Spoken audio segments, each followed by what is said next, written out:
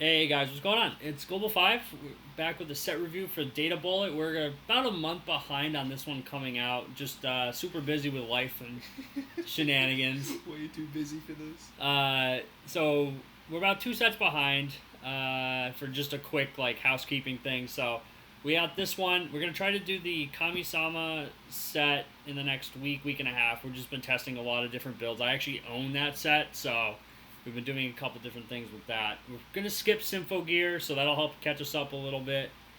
It's But there's way too many sets for Sympho Gear. yeah, I don't know enough about Sympho If you guys Gear. know what you want to see, you can leave a comment and we'll like take that into like advice and we'll go with that kind of route. So if you guys let us know what you want, because we have no idea how to take it. Because if we do like another slideshow, it's gonna be at least 3 hours. Yeah, we don't know any of the Sympho Gear synergies. So if there's a specific deck you want to look at, go ahead and throw that in the comments, and we'll take a look at it. But we don't want to spend too much time on other sets here at the beginning because we're here to talk about Data Bullet. Good girls, but I don't know the set. I don't like it. I get so mad at it. I think that. So just I guess we'll overview quickly here at the beginning. I think that Data Bullet adds some stuff. It helps the other decks besides 8 Standby, which is nice, particularly in Japanese because you have the ban list for that. I've been really enjoying some of the builds we put together, which we'll talk about as we go through the slides. Yeah, I think you've only seen one of them. I don't think you've seen the other. It's just like 8 standby on that set. It's so strong. Like even with the finisher on the reserve, on the ban list, you still just pick it. I hate 8 Standby, so. Yeah, it's standby. Standby's getting to the point where I'll max rarity memory snow, and just use that for only tournaments. There you go. Alright, so getting into the first card here, it's Nightmare or Queen, Kurumi. This is the new type of Ricky profile that they're putting out there. So on play from hand, you can pay 1 and then put a date or spirit character from Waiting Room to the bottom of Clock. If you do this, you can search your deck for a level 1 or lower character, show it to the opponent, and then add it to your hand. So there's a ruling question with this card. You have to have a character in graveyard in order to activate the effect.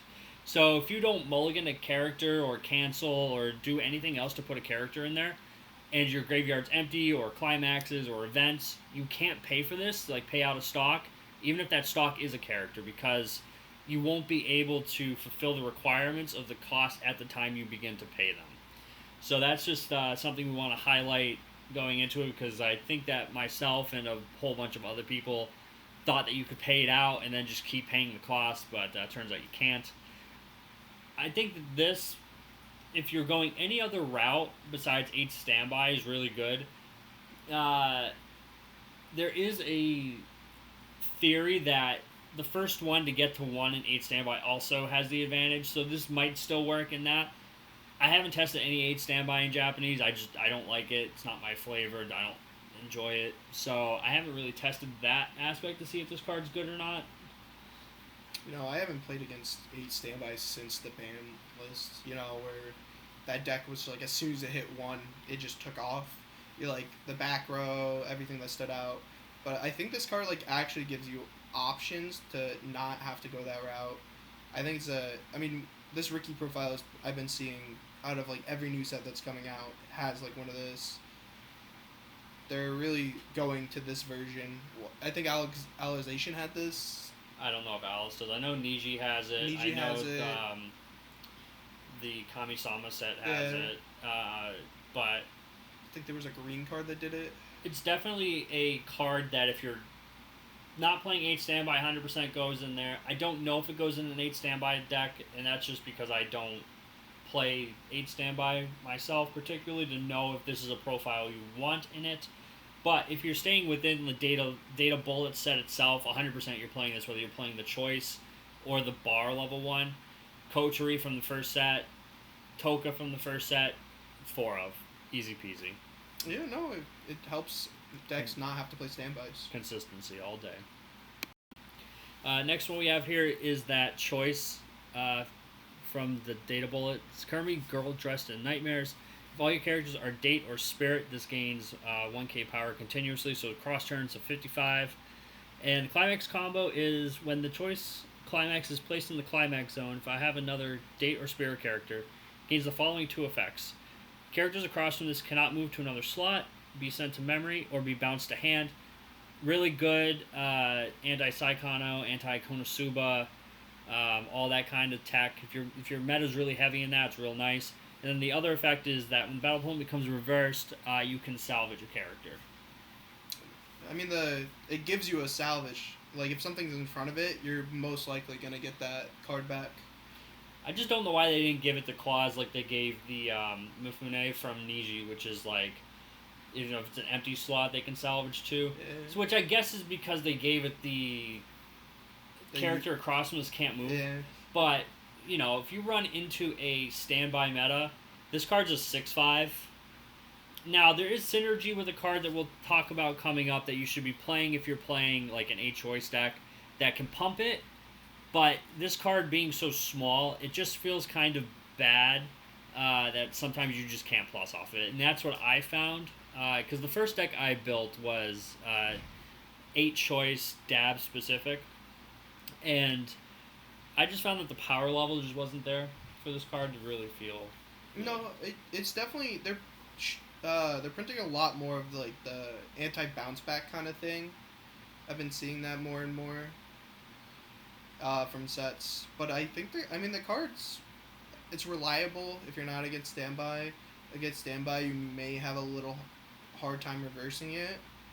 Yeah, we'll talk about the gold bar at level 1, which might be the out if you are in that kind of standby meta because it doesn't require the reverse to plus. But the next card here is the new early play from the set, Kurumi Black Clothed Spirit. For each of your other back row characters with date or spirit, this gains 1k power. Conceivably, it's going to be 10-5 all the time unless you're unable to field anything in the back row. And then the second effect here is kind of awkward. It's an alarm. So if this is on top of your deck in your level 2 or higher, and you have 4 other characters with date or spirit on the board, gains the following effect. Pay 2, discard a card. Take this card from the top of your clock, put it on any slot of the stage, and then put the top card of your deck into clock. Then, when this is placed from hand to stage, or via the effect of the alarm that we just said, you heal 1. So instead of just saying something real easy, like slide this card up, no, you gotta do this whole thing where you gotta slide it up, punch yourself, and then heal it off. So, it's really interesting in that regards. It's a really good early play. I mean, when I faced it was pretty annoying. It's definitely spammable. We'll explain more later on. Yeah, there's a card that really energizes this to spam these onto the board. I mean, what was Dow's early play before this? So I think that this becomes the early play of choice, to be honest, the Toka. Yeah, so the Toka is also 4 more heal, but the Toka is only 10-5, like cross turn, then it's really small. It's an 8-5. Yeah, whereas this is like continuously 10-5. And then we'll explain why it's going to get better and better as we explain more cards. Yeah, this card I think that this becomes the early play option. Definitely with the alarm factor of it. Spoiler, you can actually play this with no other yellow. Because you just clock it, and then you summon it, and it just doesn't matter. Play no other yellow, and there you go, you still early play it. So if you're playing all green, still play this as your early play, my opinion. Just saying. Clock in your early play at 2. Why not? No, you don't even level it. Just whoop, whoop. No yellow in level or clock. How do you get out there? Nobody knows. Next one we have is the finisher. It's on 8-choice. And during the turn this is placed from hand to stage, at the beginning of the encore step, you can heal 1. And when this attacks, if the choice is in the climax zone, it gains 1k power in the following effect. At the end of this card's attack, you can pay 2 and discard a card. If you do, choose a card in your clock, and you deal X damage to your opponent, where X is the level of the chosen card plus 1. So I have my ups and downs about this card. I think it's a really good finisher. I mean, you pretty much get a pretty good burn off most times, but the heal issue is a little weird to me. Well, you don't want to heal your clock, so you have cards to choose. But if you're at 3-6, you want your finisher to heal, and you're gonna refresh. And then like if you're against If you're against Love is War, and you can't get over the 3/2 red, you could die from the burn ones. I mean, if you have like a optimal board, this is 14k on So attack. it's mostly not gonna be smaller than a lot of things. So I mean, it's pretty large if you have like the optimal board. I mean, it's 12k off its own effect, even if you don't pay for the cost of I mean, the if burn. it gets memory kicked, do you still get the heal? No. It's not on board. So there's some ups and downs to it. I think it's a really good finisher still. Don't like be afraid of it because I said that. I mean, you could also side. If you're afraid of memory counter, you Yeah. just side, and then you just do the burn. Yeah, So, there's a card that, unfortunately, is 2 slides away because we do things in card order, that will help set this card up, in addition to setting up your early play. So, there is a way to set this up so that way you get the optimal burns, which I think is what makes this like really good. I think that this is probably the finisher you want to play if you're not playing the Kurumi standby finisher. There's another card that we'll talk about that replaces an effect on the Kurumi finisher that makes this card a viable option. I really like this. We'll go into a little bit of the decks that I've played towards the end. We'll do real quick. I'll probably just do like a deck tech on one of the decks I'm playing in a later video, but yeah, I think that this is the finisher of choice. I mean, the gold bar I haven't tested myself, but 7 standbys, 1 gold bar, meta deck. oh, so meme. Some Yeah, guy, Japan doing meme stuff. Japan. This guy was like 7 standbys, 1 gold bar. Unbelievable. Yeah, you trigger the gold bar, turn 2, you just hold it the rest of the game. Yeah, I mean, you give them the refresh, you get the 2 soul, and then you get the Kurumi finishers to just burn. How you burn? You can't have 2 climaxes in play. Well, you do it on 2. You do the gold bar on 2. Oh, Because they're going to trigger it Gold off the bar, top. gold bar 2? Yeah. How you gonna do that at 2? You can't really play that. You're going to stand by it out at 2. Oh, you can stand by. Yeah, you're going to trigger standby and then drop the gold bar. Love it. Busted. Next card. This isn't a card I've played myself. However, I've seen it in lists and I can understand why it's being played. 0/0 with a alarm. That's 500 power. On attack, you can choose one of your date or spirit characters and give it 1500. It's good if you're playing any of the reverse combos, which, most likely just going to be the Toka or the level 1 from this set that we've already mentioned. Then it has an alarm. At the beginning of the opponent's climax phase, if this is on the top of your clock, all of your date or spirit characters gain an auto effect that says, discard a card from hand. When this is front attack, you may pay the cost. If you do, give it plus 2k power for the turn. Turns everything in your hand into a 2k counter. So good. I think that this is very good in possibly the Toka level 1 builds, and you probably want this in your 8 standby build. Oh, 100%. This card is good. Yeah, so I think I'm seeing like 2 copies being played, which seems correct to me. But to turn everything in your hand into a 2k counter, discard your 2/2s. Yeah, you can. Make them 2k counters. Yeah, busted. I mean, what? You can do that at 0, so I mean, I don't know when you ever want to do that. Yeah, I mean, unless you're playing clean cuts, make a clean cut 5k. Oh, true. That's the only way I think. Like, if this is on top of your clock at 0, it probably got hit there and you forgot the clock or something. Or it's just an at 0 way to throw away those 2/2s. Like, even if it's just like getting a 2/2 out of your hand in an 8 standby deck, it'll just feel so good at 0. Yeah, so card very good, particularly 8 standby and Toka build, so definitely don't sleep on this. I think it's a common. Is that a rare? It's a rare. Busted. It's too good to be a common. Is it too good to be a common? I don't know. They put some Extra sets confuse me with their... they put some busted commons.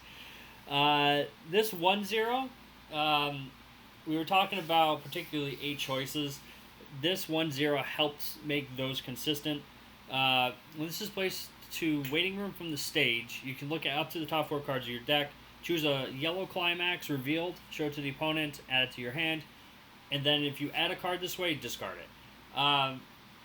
Normally for like level 1, that triggering on waiting room is kind of bad because you want to have the choice already in your hand as you're going to your combo turn. However, this also has an act that says send this to the waiting room, choose one of your characters, give it 2k power. So this is that way that we were talking to pump your 1-0 combos bigger, but that only makes them 8-5s, which just barely get over 1-1s. I mean, it gets over 7-5s. Yeah, 1-1s. Yeah. Until they have a 2K counter and it's 9-5. So, I think that, if you're playing like that 8 choice, whether it's Coterie or the Dab one, this card goes in there in some form of numbers. I think I was playing like 3 when I was playing the Dab 8 choice build. I haven't built the Coterie 8 choice. One of my buddies built that one, so I haven't tried that out myself to see how I would build it. But I think that you play 2 to 3 of this is, I think, the preferred number. Again, the only issue is it's level 1 versus level 0. So this is the card that we were talking about when we were explaining the 3-2 alarm. It's Kurumi's Reasonable Judgement. It's a 2K. It's a level 3 2K assist. I mean, it's a good part. It makes your stuff bigger. It makes your 8-5 a 10-5. It makes your finisher plus 2K, so you can guarantee those heals, so you're not scared. You rest it. You choose a character in your waiting room with Data Spear, which is your whole deck, and then you add it to the top or bottom of your clock. And if it's placed in your clock this way, at the end of the turn, you heal you put the bottom card of your clock in your waiting room. So you put the 3-2 there. You heal. You bring out the 3-2, then you heal again. Yeah, setting up your alarms and setting up your finisher is why this card's really good. Makes your early play 12-5. It's pretty large. And then you summon your early play at the top of clock, and then you heal the bottom at the end of the turn. So it's really interesting. So like I've done it before where I've clocked, put one at the top, then my 4 characters I've got a Shido on board. So I summon one of the early plays, pop the Shido, summon the other early play, and end of turn I heal. So I basically get 3 cards off the top of my clock, or out of my clock, which is pretty nice. I think that if you're going to play the early play, you want to consider at least 1 copy of this. I have mine set at 2 copies, but you at least want 1 copy of this to try to help set up, even if you're not playing the choice finisher. Just really good setup. Consistency. It's what we go for on this channel, right? Consistent climaxes in my stock. The triple door today. Yeah. Oh no, I forgot. This card here is the replacement for the Kurumi standby finisher. So this Kurumi and Hibiki has 500 per each of your other characters with Kurumi or Hibiki. So in a multi-girl deck, this kind of gets hit a little bit on the power scale, but that's fine because the other effect is what we're here for, and that's on play from hand to stage. You can pay 1 to stock swap your opponent. So it gives you an option instead of playing the standby Kurumi that wants to stock swap. You have another body that you can play, stock swap them, then do your choice finisher and burn them for pretty good numbers and probably kill them, to be honest. Stock swaps hurt. Stock swap's good. Stock swap for 8. Really good. So moving into green, we only have 3 cards in green. There are some decks that you can build in green, like there's a level 0 deck and some other things. We elected not to talk about those. Those are probably more budget options, more just the set contained decks in my opinion. So we're going to talk about 3 of the green cards here that we think could fit into potential meta decks. The first one here is the level 1. Pretty basic, 5k on attack with the gold bar. If you have 2 or more other characters, you can look it up to the top 3 cards of your deck, choose a date or spirit character, show it to the opponent, and then choose another one of your, choose any of your date or spirits. You can choose this one, so it could be 7-5, before any other pumps, and give it 1500. So it's not bad. I think Princess Connect has this exact combo, also on a gold bar. I think so. Yeah, I mean, it's on bars. It's pretty consistent. So I think that after testing 8 choice, I think I would have preferred to play this, but I'm also adverse to reverse combos, just personally. So I think that my preference would have been this level 1 with the choice finisher. I'm a fan of gold bars. Yeah, they're pretty good too. Gold bar, gold bar. Oh. all day. But yeah, so there's an 8-bar deck that you can play. That uses this finisher, which I think is also a fine deck. I just don't think that this finisher is better than the choice one. What she does is on placement of stage from hand or via the auto effect of the 3/2 Hibiki that's shown here, you get to heal. The 3/2 Hibiki is on reverse, pay 1, send this to memory to summon the 3/2. And then I think she gets some arbitrary amount of power on your turn or something. So I don't think that change is very worthwhile, first off. And you get an attack and you get to burn. Well, no, I'm talking about the change here. So I don't think that piece of it's worthwhile. Like, I think you're just gonna play this from hand. I don't think you're playing the Hibiki itself. It's like a free attack, but it's like I think the Gold I think it's a good finisher. You know, like if you cheat it out, it makes 2 stock on attack. Like that's the other option.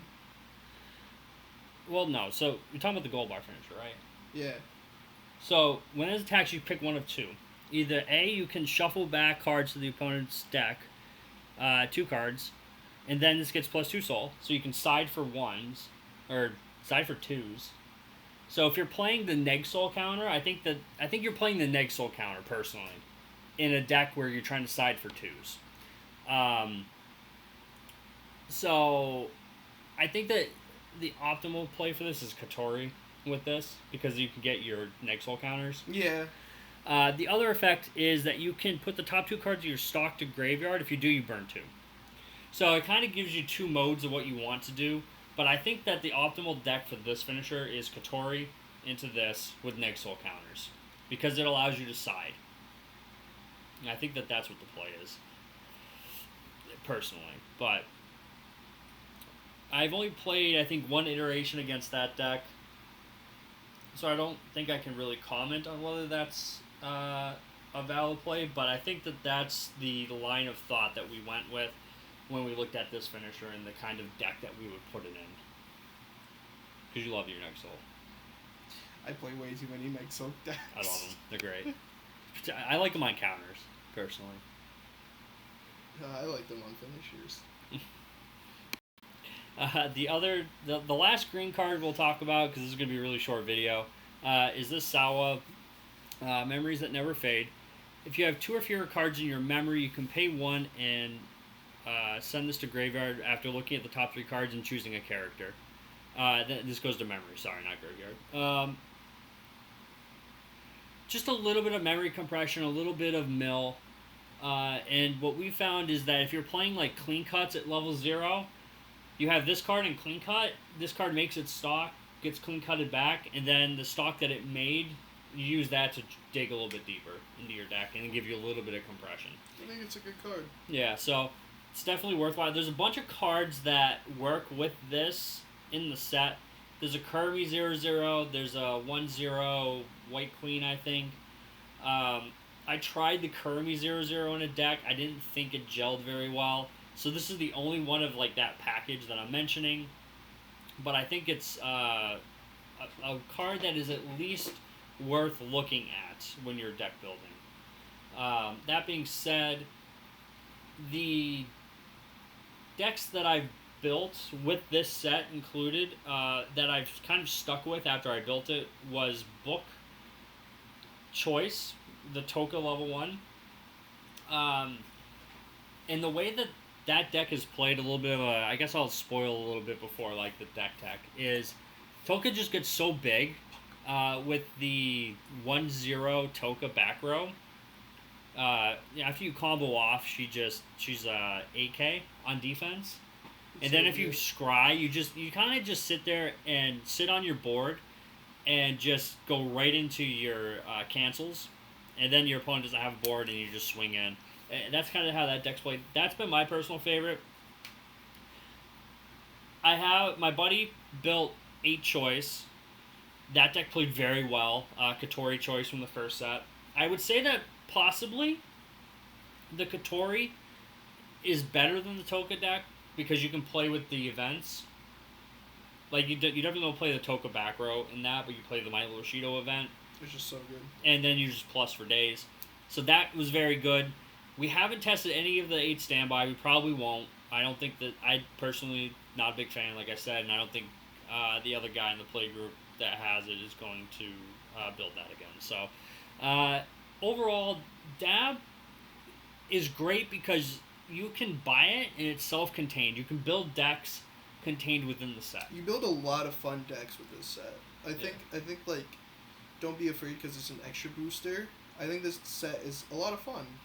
It's a lot of fun to play. Like I said, you can build that level 0 deck, and that actually looks pretty interesting. Like, I gotta possibly build that at some point. I've just had too many other things going down, but this, I think, is a great set for players coming into the game that like Data Live, that weren't able to pick up the first set. They can buy this, have a plethora of options of different things to build and test with.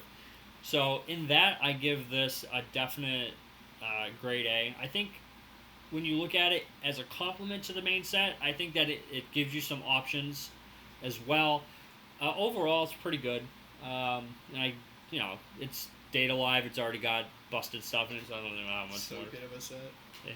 So, any last thoughts?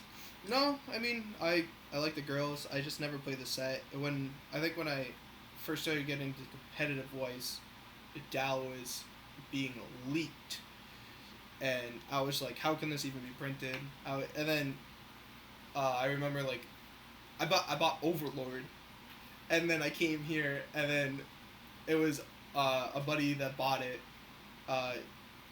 We bought it, and then our other buddy bought it. So it was just 3 Dal players, and then me sitting here with my Overlord deck, trying to outstand by. It was terrible.